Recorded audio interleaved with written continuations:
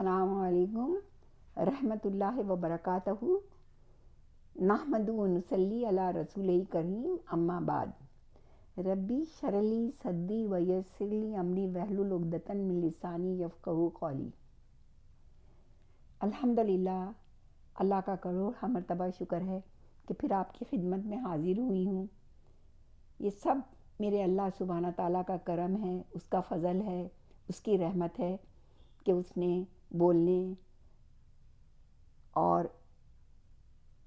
کچھ کہنے کی، اس کے بارے میں، حضور صلی اللہ علیہ وسلم کے بارے میں کہنے کے لیے مجھے توفیق عطا فرمائی ہے۔ اللہ سبحانہ تعالیٰ سے میری دعا ہے کہ آج جس موضوع پہ میں آپ کو کچھ بتانا چاہ رہی ہوں، انشاءاللہ تعالیٰ وہ آپ کے اور میرے دونوں کے لیے فائدہ مند ثابت ہو۔ سب سے پہلے تو ایک بار درود شریف پڑھ لیجئے۔ بسم اللہ الرحمن الرحیم۔ اللہم صلی علی محمد کما صلیت علی ابراہیم وعلی آل ابراہیم انک حمید مجید۔ اللہم بارک علی محمد وعلی آل محمد کما بارکت علی ابراہیم وعلی آل ابراہیم انک حمید مجید۔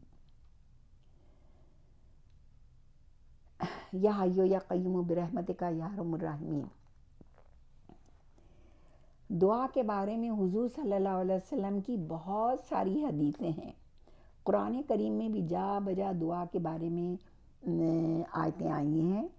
اب حضور صلی اللہ علیہ وسلم فرماتے ہیں وقال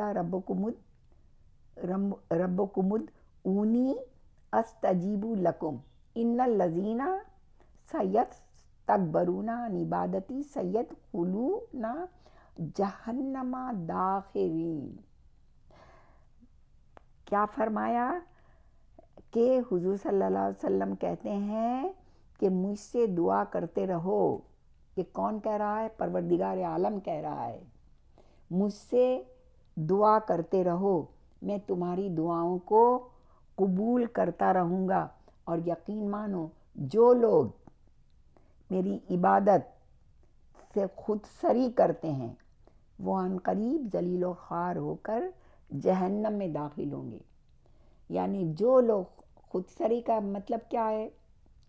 ارے کون دعا مانگے، کوئی دعائیں ہماری قبول نہیں ہوتی، یہ خود سری ہے نا۔ دعائیں مانگتے رہنا چاہیے۔ اللہ تبارک تعالیٰ کے اس احسان اور کرم پہ قربان ہو جائیں کہ وہ اپنے بندوں کو دعا کی ہدایت کرتا ہے۔ دعا ایک طرح سے مانگنا ہے، دعا کو عبادت بھی کہا گیا ہے۔ دعا عبادت ہے اور اس کے ساتھ قبولیت کا وعدہ بھی اللہ سبحانہ تعالیٰ فرماتے ہیں کہ میں تمہاری دعاؤں کو قبول کروں گا۔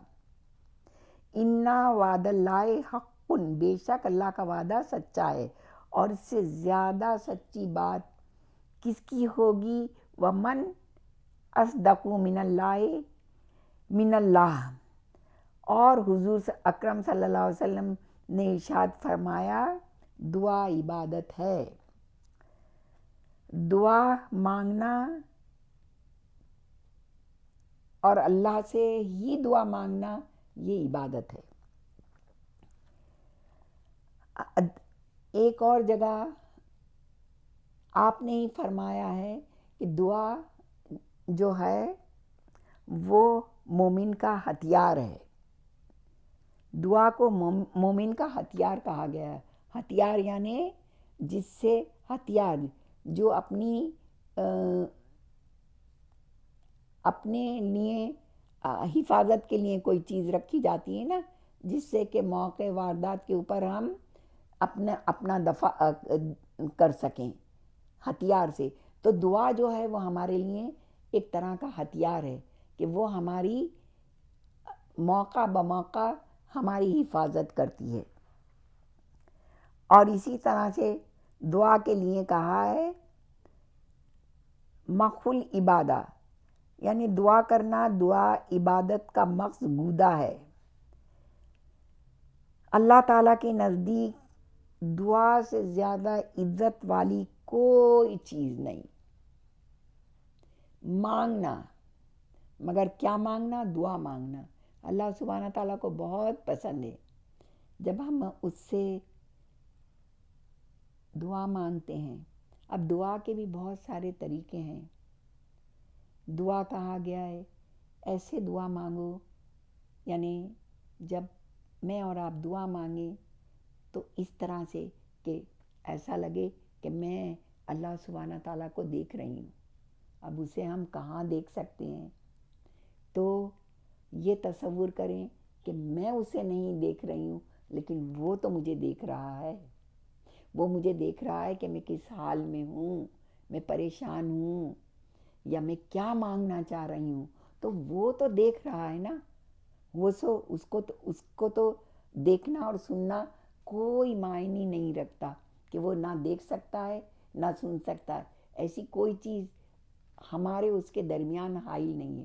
وہ دیکھ بھی سکتا ہے، وہ سن بھی سکتا ہے. ہر جگہ آیا ہے نا، بصیروں و سمیعون و بصیرون، اللہ سنتا بھی ہے اور دیکھتا بھی ہے. تو جب ہم دعا مانگتے ہیں تو دعا کی کچھ آداب ہیں.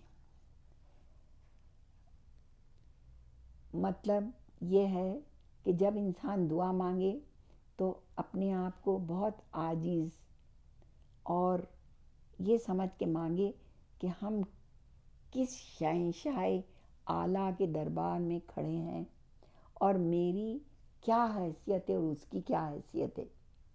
وہ غنی ہے، وہ جو چیز چاہے عنایت کر سکتا ہے، اور میں ایک ناچیز فقیر مانگنے والا. تو اللہ کو اس طرح سے بھی کہا گیا ہے کہ اللہ سے گڑ گڑا کے دعا مانگو. ایسے دعا مانگو کہ ہم تیرے سوا کوئی اور در پہ نہیں جا سکتے، تو ہم تجھ سے ہی مانگ رہے ہیں. اللہ سے ڈر کے بھی دعا مانگنی ہے. ہماری دعا میں بھی کوئی ایسی بات نہ ہو کہ اللہ سبحانہ تعالیٰ کی شان میں گستاخی کا باعث ہو.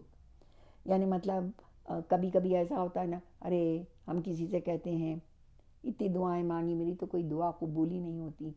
یہ بھی ناشکری ہے اور اللہ کی شان میں گستاخی ہے. دعائیں جو ہے نا، اس کے بارے میں کہا گیا ہے 3 طرح سے دعاؤں کی قبولیت ہوتی ہے. ایک تو یہ کہ بندے نے دعا مانگی، آپ نے کوئی دعا مانگی کہ فلاں چیز آپ کو مل جائے، تو بہت ساری مرتبہ ایسا ہوتا ہے کہ فوراً کے فوراً آپ کی دعا قبول ہوتی ہے اور آپ کو وہ چیز مل جاتی ہے. کبھی کبھی ایسا ہوتا ہے کہ ہم دعا مانگتے ہیں، اس کو 2-4 دن نہیں، 2-4 مہینے نہیں، کبھی کبھی سالوں بھی گزر جاتے ہیں، اور ہم سوچتے ہیں ہائے میں نے تو وہ دعا مانگی تھی، میری تو دعا ہی قبول نہیں ہوئی. جیسے سمجھو شادی کے بعد عورتیں دعا مانگتی ہیں اولاد کے لیے.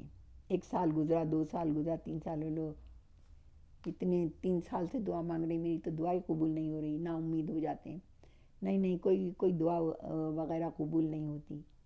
یہ ایسی باتیں اللہ سبحانہ تعالیٰ کو ناگوار گزرتی ہیں، کیونکہ بہت ساری دعائیں فوراً قبول نہیں ہوتی. وہ دعائیں جب اللہ سبحانہ تعالیٰ آپ کے اور میرے حق میں سمجھتا ہے کہ اس وقت میں اس بندی کو یہ چیز دینا بہتر ہے، تو وہ دیتا ہے. دیکھیں نا، کبھی ایسا ہوتا ہے کہ آپ دعا مانگتے ہیں اس لڑکے سے میری بیٹی کی شادی ہو جائے، نہیں ہوتی. اتنی دعا مانگی، اتنی کوشش کی، مگر اس لڑکے سے شادی نہیں ہوئی. مگر پتہ نہیں اللہ تعالیٰ کو کیا منظور ہے.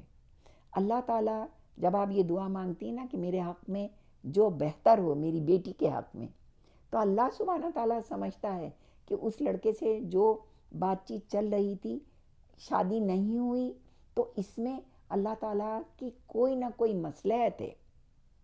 اللہ سبحانہ تعالیٰ اس سے بہتر رشتہ آپ کی بیٹی کے لیے بھیجنا چاہتا ہوگا، لیکن اس کو وقت لگے گا، صبر کرنا چاہیے.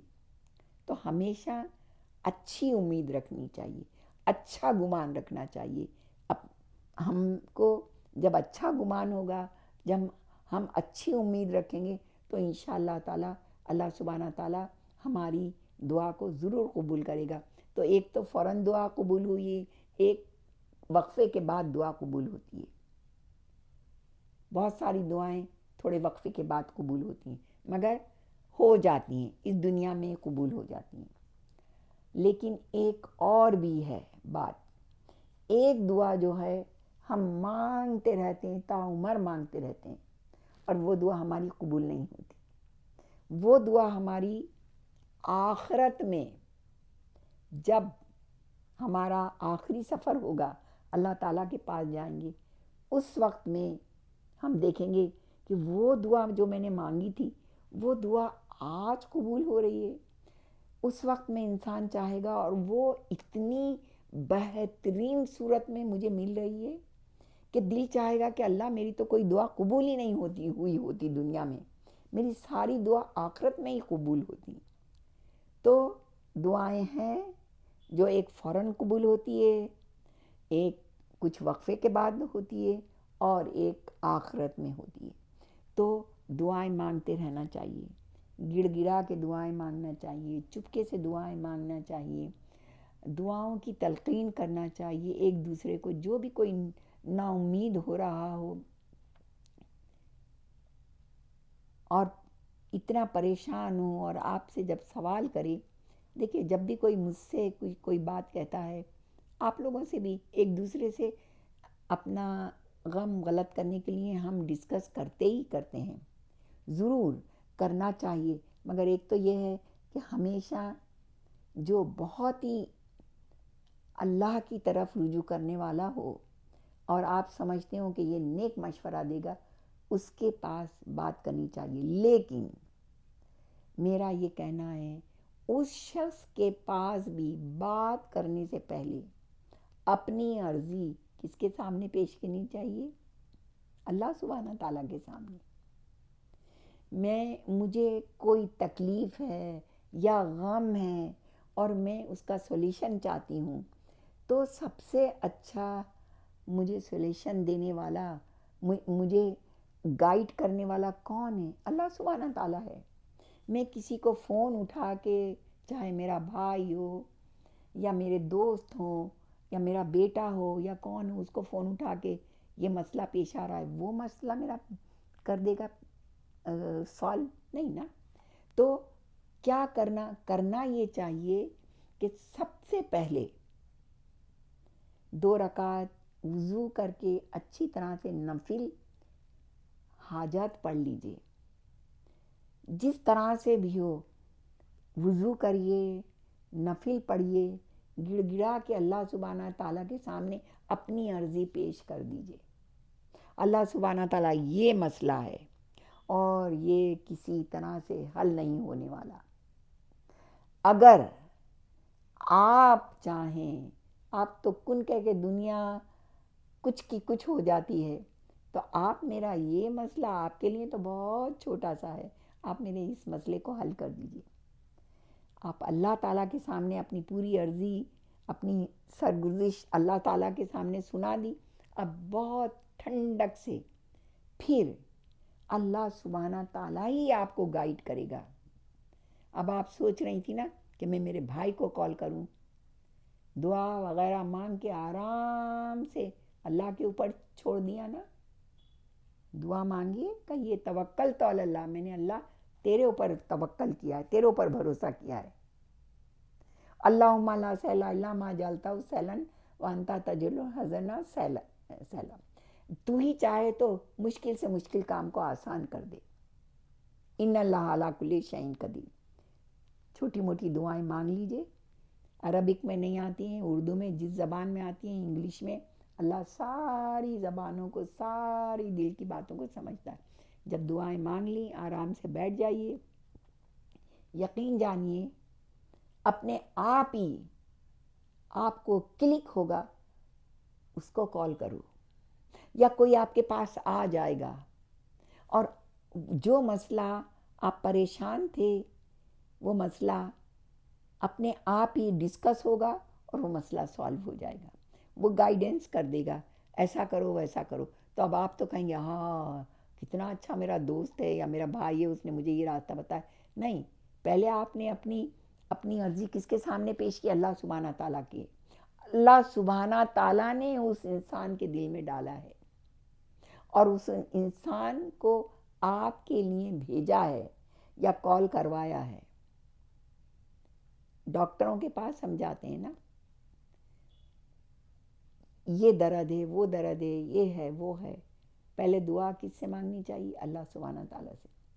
اللہ اس طرح کی تکلیف ہے، بہت پریشان ہوں، اس تکلیف کو اس بیماری کو تو ہی دور کر سکتا ہے، تیرے سوا کوئی ڈاکٹر کوئی دوا کوئی مجھے فائدہ نہیں دے سکتی.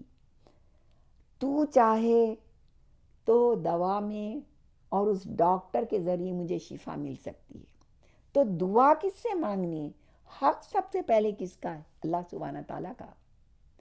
اس سے دعا مانگیے جانے سے، ڈاکٹر کے پاس جانے سے پہلے، اور دعا مانگنے کے بعد صدقہ بھی دیجیے، چاہے ڈالر ہی نکالیں، مگر صدقہ 99 بلاؤں کو ٹالتا ہے. بلاؤں میں بیماریاں، پریشانیاں، ہر طرح کی باتیں آ گئی نا. آپ نے صدقہ دیا، اللہ سبحانہ تعالیٰ یہ ڈالر تیرے نام پہ دے رہی ہوں، کسی اور کے نام پہ نہیں. اللہ کے سوا کسی کے نام پہ کوئی چیز نہیں دی جا سکتی، کوئی نیاز نظر نہیں کی جا سکتی اللہ کے نام کے سوا. اللہ یہ ڈالر تیرے نام سے صدقہ کر رہی ہوں، اس کی برکت سے اللہم اغفر لی واغفر لی، میری